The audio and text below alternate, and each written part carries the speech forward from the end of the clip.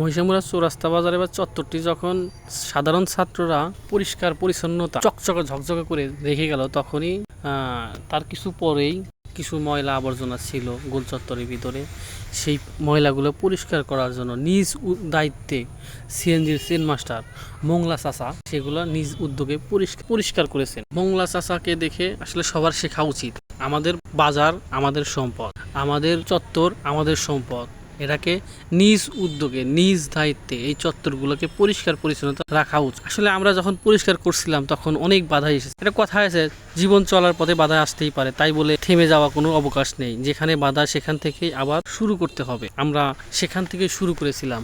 আজ আমাদের দেখা দেখি, সাধারণ ছাত্রদের দেখা দেখি, মোংলা চাচার দেখা দেখি আপনারা যদি এগিয়ে আসেন, বাজারটা পরিষ্কার করেন, তাহলে আরো সুন্দর হবে বাজারটা। সহজে যে তার আনন্দ কোথায়, বাধা যত বিশাল বিজয়ের আনন্দ ততই বাদ ভাঙা। আল্লাহ হাফেজ, গুড বাই।